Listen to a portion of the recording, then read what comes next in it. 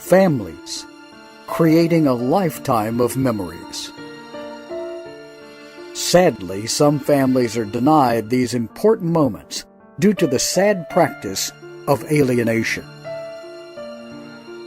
These are families divided.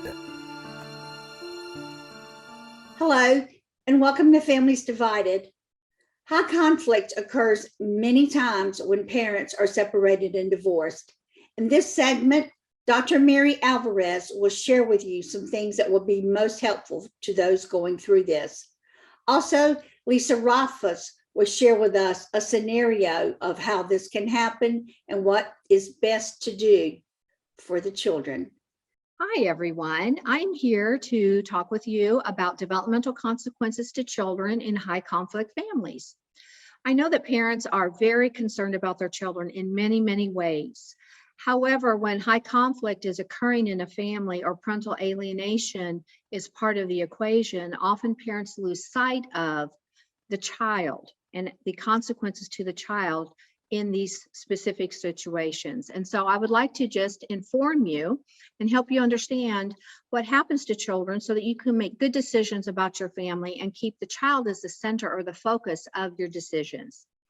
So the largest contributor to childhood trauma in our country is family dysfunction.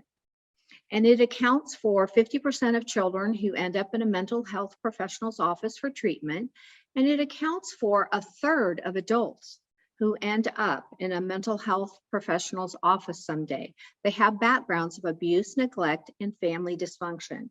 And so what happens in families is very relevant for future adjustment for children. So exactly what is family dysfunction? Well, we know that it's when parents argue, they have conflict, they fight. Sometimes there's infidelity. Sometimes there's what we call domestic violence. Sometimes the parents wax and wane, they separate, somebody moves out, then they get back together. And so the child is affected by all of this. The child is affected because sometimes one parent is already priming the child for what we call parental alienation by pulling the child into his or her world and creating an alliance between that parent against the other parent. And so as we move along, you'll see that children don't weather some of these consequences very well. And so as we continue through, I want to introduce you to what we call adverse childhood experiences. And we now know that parental alienation falls under adverse childhood experiences. So exactly what are these adverse childhood experiences? Well, they contain categories such as abuse, which is physical and sexual, neglect, which can be physical, emotional, and medical, household incidences, separation and divorce is under household, and exposure to things like domestic violence. So the adverse childhood experiences have been studied for many, many years, and we understand them very, very well, and the long-term consequences to children when they have adverse childhood experiences in their early histories. Again, parental alienation is now considered an adverse childhood experience. So what do adverse childhood experiences look like as far as how they march through a child's life? So adverse childhood experiences create what we call the toxic stress response, which is related to developmental trauma, and it contributes to lifelong chronic health conditions, decreased lifespan, increased risky behavior, and increased future mental health diagnoses. And so adverse childhood experiences are very important to understand because this is what can happen to children involved in high conflict divorces and parental alienation families. But aren't children resilient? This is a question that I receive. You know, can't children weather this? Yes, it may affect them at the time that it's happening, but don't they have the ability to push through and come out the other end relatively unscathed?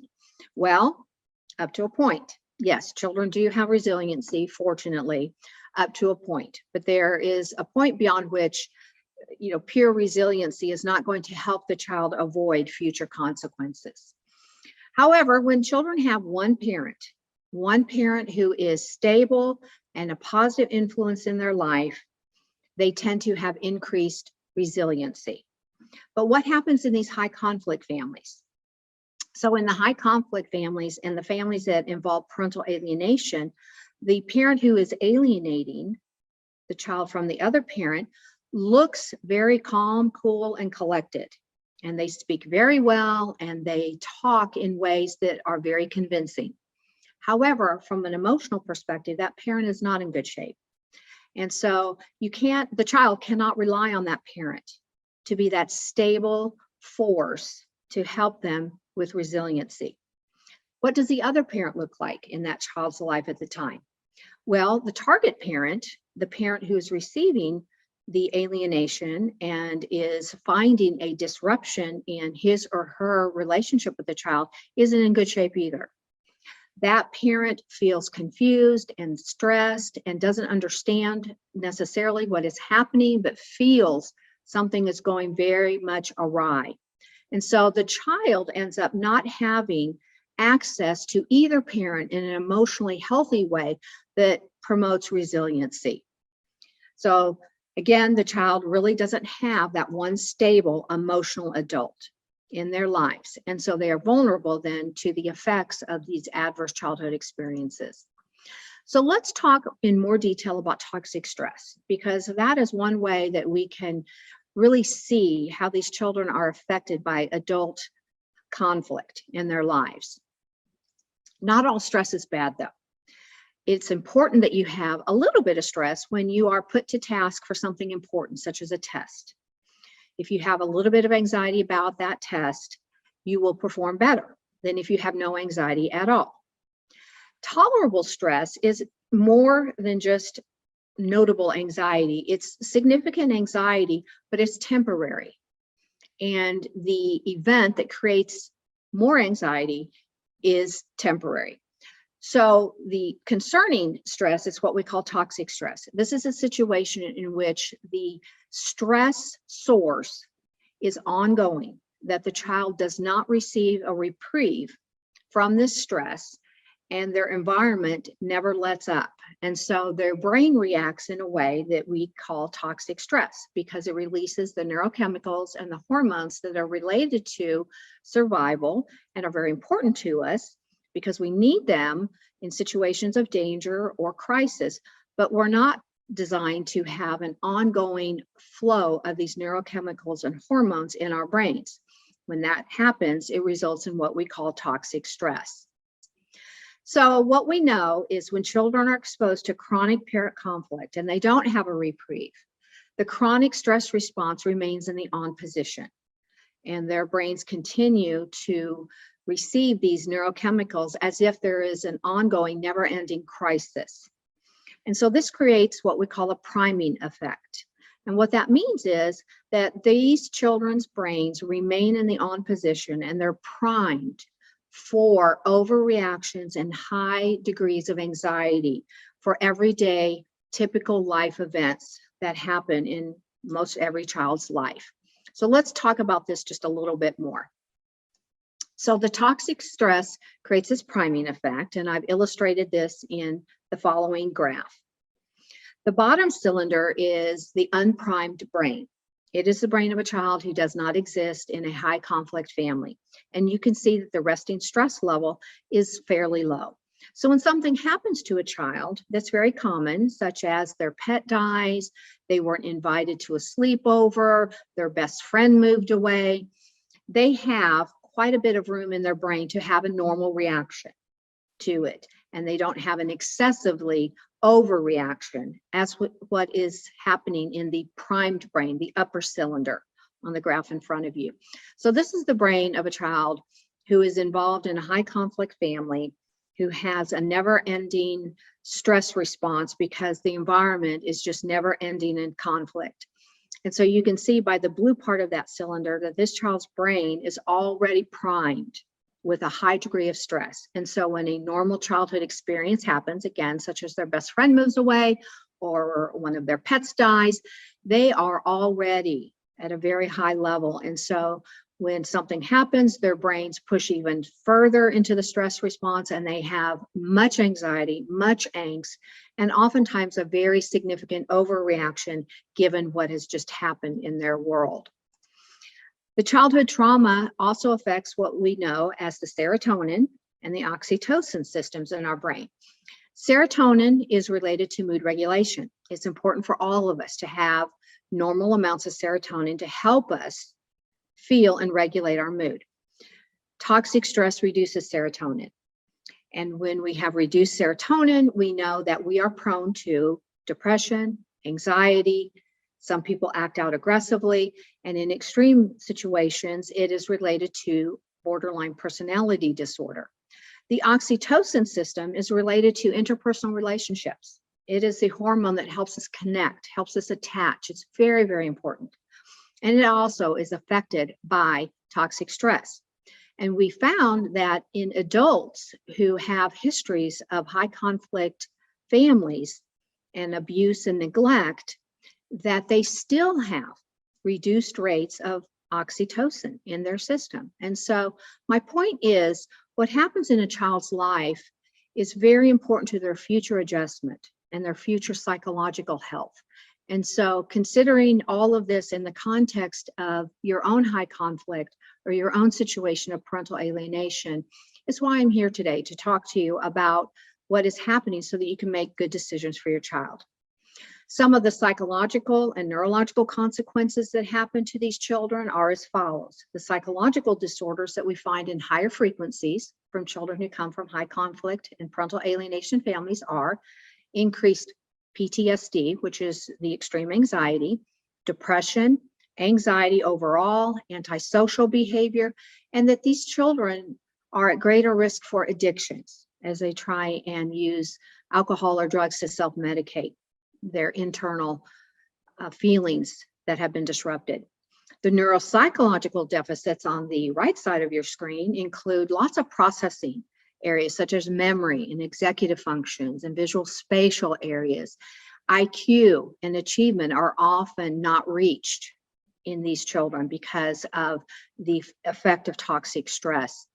And the bottom three, you will see, are actual anatomical changes in the brain. They're not just processing changes or psychological disorders on the left side, but they are changes to the structures of the brain. And they include the frontal lobe, the white matter in the frontal lobe, and the corpus callosum, which is a bundle of fibers that connects your right and left hemispheres and helps your brain process information back and forth. Well, if you have all of these anatomical changes in your brain, again, life is more difficult and you are less likely to achieve your God-given potential. So what can happen to children in a high conflict family, additionally to what I've already discussed with you? Well, we know that these are some additional consequences to these children. 65% of children have anxiety significant enough that they need counseling, they need mental health intervention. 56% of them have developed an attachment disorder because alienation creates a non-biological way for children to have to interact with a parent that is not hardwired into their system, and rejecting a parent is not normal, not natural. And so that attachment is disrupted for these children. 44% of them act out with aggression. That's the way that they manage this high conflict. Half of these children have abnormal fears and phobias, based on the conflict, and that's their response. And a third of these children have sleep difficulties, which is important to consider because lack of sleep and lack of enough sleep is related to school performance and school functioning. And so these children struggle additionally, not just with the conflict, but they're tired and they're not receiving quality sleep, or at least a third of them aren't.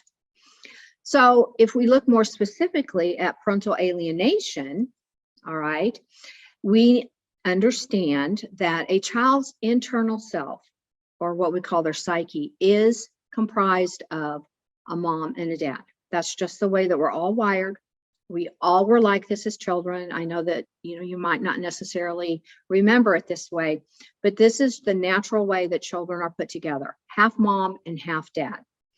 And so attempting to erase one parent, attempting to remove a parent from the child's life goes against what is natural for a child. And it creates this sense that whatever is so wrong with the other parent, what the child hears continually about the other parent that is negative, the child begins to internalize that that must be wrong with me too. Families Divided will return in a moment. This is a story about David. He's been divorced for about a year and he has 2 sons, ages 8 and 10. He has an expanded standard visitation and he goes to pick them up every Thursday to have an overnight at his house. But in the last few weeks, the boys have not been wanting to get out of the car or go with him. He suspects it's probably something his ex-wife is saying to them, but he's not sure. However, he is getting more and more angry and frustrated with the situation. This scene takes place in an H-E-B parking lot on a Thursday night when they're doing their exchange for the overnight. Lately, when he's been arriving at H-E-B to pick the boys up, they have not been wanting to get out of the car and go with him. This night, he shows up, and now they don't want to get out of the car at all. As he walks towards the car, he hears his son say, "We don't want to go with you.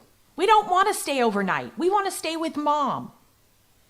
He can feel himself getting angry and tense. He goes up to his wife's car and says, "Tell the boys to get out of the car and go with me." They can all see how angry he is. So the mom turns around and she says to them, "Boys, you have to get out of the car. This is your dad's time. You know you have to go with him." But the boys don't budge. "We don't want to go with him. We don't want to do an overnight." Now David's getting increasingly angry. So he walks up to the window where the boys are and he says, "Stop being such babies. Get out of that car. You can stand to be away from your mother for one night. And if you don't get out of that car, I'm going to come over there and open up the door and I'm going to make you get out of that car." David really messed that up. He let the anger get the best of him, and everything he did made the situation worse between him and his boys. Let's talk about what he did wrong and what he could do better. David has a particular type of parenting style called authoritarian parenting. When he was married and his children were younger, he was able to get away with that style of parenting. But now he's divorced, and he and his wife are not making decisions together anymore. And his children are getting older. And this kind of parenting is actually starting to hurt David's relationships with his boys. In this particular scene, David is extremely angry, and he really lets the anger get the best of him. When he approaches the car, he not only shows how angry he is, he also yells, threatens the boys, and calls them names, all of which make the situation at the car much worse. So let's talk about how this scene could have gone very differently. David knew he was struggling with anger. It probably would have been good if he'd reached out and gotten a little help with that. What he doesn't seem to understand is that now, when he's trying to work on a relationship with his boys, he needs to be more patient and more understanding than he's ever been before in his life. That pushing them and demanding that they be respectful of him is actually pushing the boys away from him. One thing David could have done that would have been helpful was to talk to his ex-wife ahead of time and agree that if the boys were having a hard time, they would just go together somewhere for a little while and let the boys sort of transition and get used to being with David again. Sometimes it's really hard for children to transition from one parent to the other, and they need a time to adjust. They also could have spent some time talking together about, well, what could they do to help the boys feel more comfortable? And David could have really tried to listen to what they were saying. So let's go back and redo that scene with David and see what he could have done differently. So David walks up to the car and he hears the boys say, "We don't want to go with you. We want to stay with Mom. We don't want to do overnights with you anymore." And he says, "Well, I hear what you're saying and I can see that you're upset, but I think we should all go somewhere and we should all talk about it together. So your mom and I have agreed we'll just go somewhere and we'll sit together for a while and we'll talk about what you're so upset about. But we don't want to go." So Sally turns to the boys and says, we're going to all go somewhere together and we're going to sit and we're going to talk about what you're upset about. And they all agree to go and have dinner together. These kinds of situations are really hard, and there isn't any magic for making them come out just right. Sometimes you really do need to reach out to somebody to help you problem solve and think about how you can create a better situation with your child.